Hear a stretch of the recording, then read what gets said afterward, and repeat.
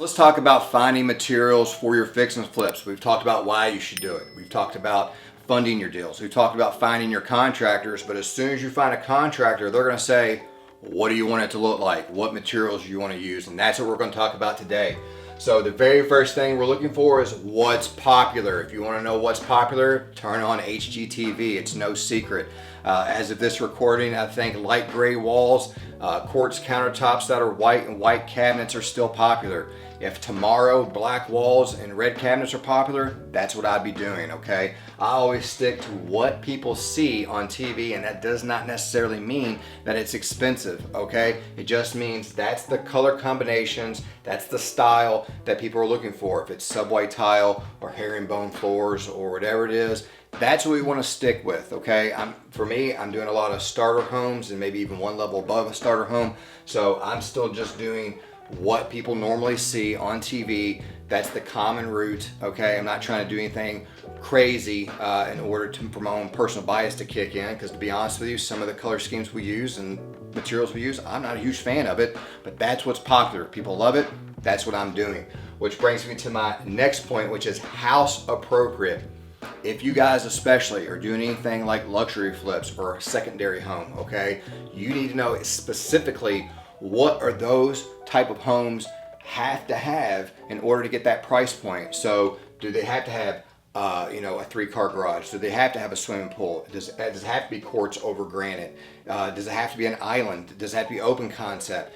You want to know all those things ahead of time and do it appropriate so that you can get the highest price point, okay? The worst thing to do when you get into a property is not rehab it correctly, okay? You're so busy thinking about saving money that you end up, you don't provide appliances for that property, but all the other ones in the neighborhood that get flipped have appliances. Well, it's going to jam you up a bit, okay? And there's nothing wrong with saving money. We're definitely going to be saving money through this process, but you want to have specifically written down the materials and the type of layout that's common and required for that property to sell in that particular neighborhood. What coincides with, don't over renovate. It's the absolute opposite of what we're talking about now, where you go in and you say, I want the best of everything. This is a high-end house, let's do the best of everything.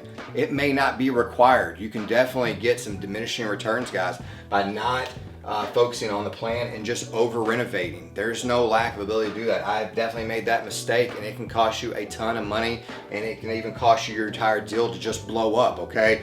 Don't over renovate your property. You go in with a plan, and you're going to stick to that plan of exactly what happens. There's always things that's going to come up. There's a buffer of 10-15%, but you definitely want to have an idea of what you're getting into specifically to that property so you don't over renovate.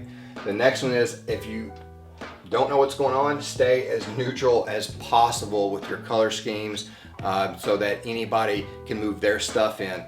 AKA, don't turn into a designer. Some people who get into the fix and flip game, they have a passion for designing houses. Nothing wrong with that, but this is definitely not Chip and Joanne, okay? We're looking to flip houses to make money. I'm not looking to flip houses to be artistic and express myself in design, okay?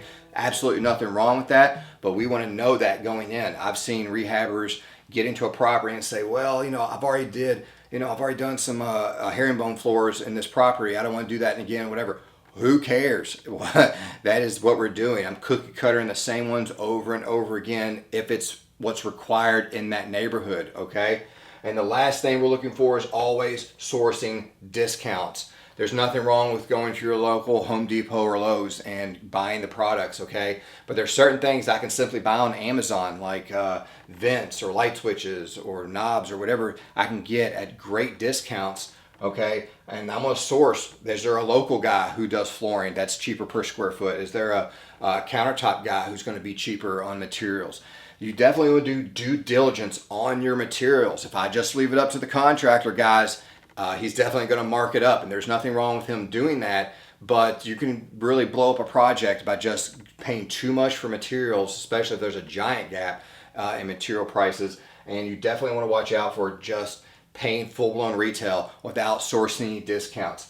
Tell me, guys, where do you find your materials? Where is your go-to place to buy materials? Leave me on the comments below, and I'll see you in the next video.